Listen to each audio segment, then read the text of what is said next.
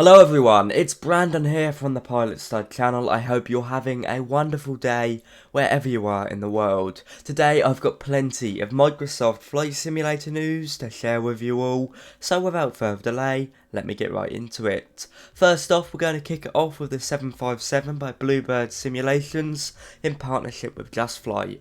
We've received a nice little update on the Just Flight website speaking about the 757-200 and 757-300, which, as I said, has been in the works by a team called Bluebird Simulations, and it seems to me that it is coming together now. This is set for a Q4 2023 release on both PC and Xbox. And with the 7 screenshots we get given by the Just Flight team on their website, you can see it's definitely looking good, but in my opinion we still really do need some in-cockpit videos before we can make any big judgments. But one thing is for sure, if Just Flight are being 100% honest, this is set to be a very good aircraft. Bluebird Simulations are aiming for a high level of detail in a way that will allow you to replicate real-world airliner ops with one of my favourite aircraft, the 757. So, as I've been cycling through some of the screenshots on the screen, let's talk about them. You can see we've got it in a Continental livery, and it's looking pretty good. Nothing sticks out as looking inaccurate to me,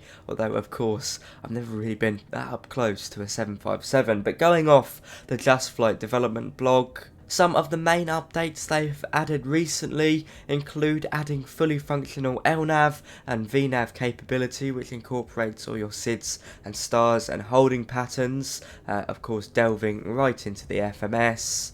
On top of that, they've also been working on custom hydraulic systems, IRS, which stands for Inertial Reference System, the pneumatic system, and plenty of other custom systems are also being worked on. More information to follow up here according to Just Flight. And of course, on Bluebird Simulations website, or YouTube channel I should say, they've been previewing the spoiler functions, showing the smooth animations of the spoiler looking out from the window in a variation of settings. And while I was making this video, the Bluebird Simulations team uploaded a 757 FPS test video that shows this aircraft getting pretty good FPS, at least in wing view. Of course, it's not in the cockpit, so I can't really talk about it to the degree where I'm completely confident in this aircraft running smooth, but from what they're showing us, and from the idea that it even gets 30% more in this video after the coder fixed something, well, it does look promising and makes me think. All in all, it's looking very good. My personal prediction for this product, and this is sort of picking a number out of mid-air, but I believe this will be around 40 to 50 UK pounds, and I cannot wait to see it. Now moving over to IniBuilds, they've released New York's John F. Kennedy Airport for Microsoft Flight Simulator, and it comes in at a price of 20 UK pounds, or 19.99 to be exact, which is just under 25 US dollars, or 22.5 euros. Now I have a more in-depth video taking a look at JFK, and I would say it is absolutely awesome, but definitely very FPS hungry, so do go check that out if you're interested. It will be released on Xbox as soon as it gets sent over to the marketplace, but right now it's PC only, and if you love flying in or out of the Big Apple, this is definitely one for you. Be aware, if you've got a low spec PC, well, it may indeed struggle because, as I said, this is so performance hungry. You can optimise it via the IniBuilds installer, but I haven't done that yet, I just haven't got around to it. But I know on my system I was definitely dropping around to 25, maybe even down to 20 FPS in certain scenarios, but for the most part it was relatively smooth alongside Asobo's JFK. Please do check out my longer video if you're interested. I do recommend it, I'll just say be aware of the performance requirements.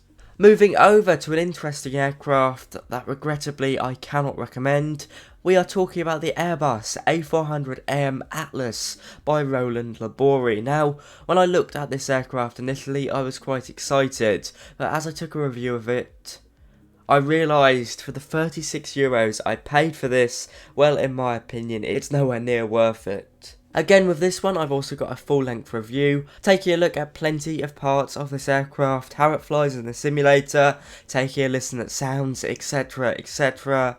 But as you're seeing on the screen from some of the videos I'm previewing, taken by me personally, it's just not very good. Don't get me wrong, from the outside it's somewhat acceptable, but hop inside the cockpit and you'll realise, well, at least in my opinion, it seems to be a big old P3D port over. The propeller animations especially look weird, and if I saw an aircraft doing that in real life, well, I'd be mildly concerned. And if I was standing right next to it, I'd be very concerned.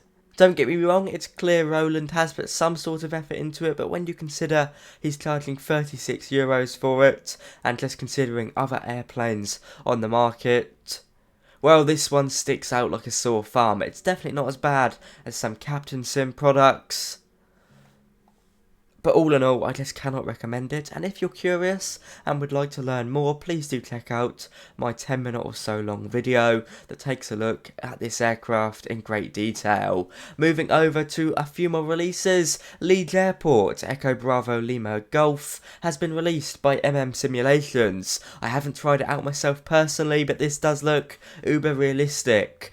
Simulations are a fantastic developer. I have got some of their scenery and I'm always very impressed. Now, this airport is one of Europe's busiest cargo airports, so it makes a perfect selection if you like flying some more interesting cargo routes.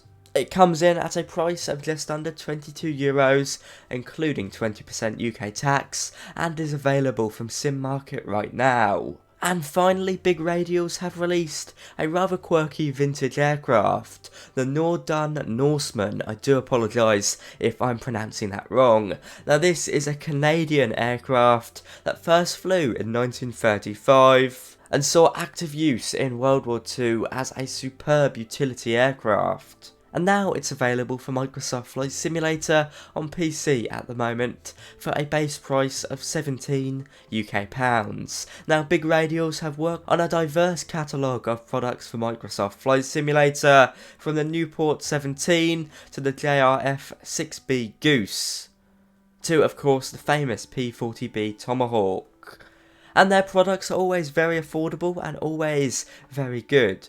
I think you can really see that the Big Radials team do this out of a labour of love, and I really respect that. It looks fantastic. I may very well try it out, so if you'd like to see me review it and fly around, please do let me know in the comments. It's always nice to see aircraft like this. And finally, I've got a big announcement for you guys. I don't normally talk about my real life flying on these sorts of videos, but I'd like to announce that I recently completed my first solo flight, and what an experience it was. Now, this isn't to brag or anything, I'd just like to acknowledge it because I am still buzzing from it almost a day and a half after it happened. I'd just like to say a massive thank you to all of you guys for supporting the channel. I would not be able to flight train at my age if it wasn't for YouTube. So a big thanks to you all, and that's me being 100% honest. Without you guys, well, I wouldn't have flown a Cessna 152 solo on Sunday. It really does mean the world to me. On that note, guys, a big thank you once more. What an experience that was. There truly is nothing like it. I've already said thank you to my instructors about 50,000 times now, so I don't know if they'd like to hear it again, but if they are watching, a big thank you. On that note, guys, I'll see you around. Bye bye.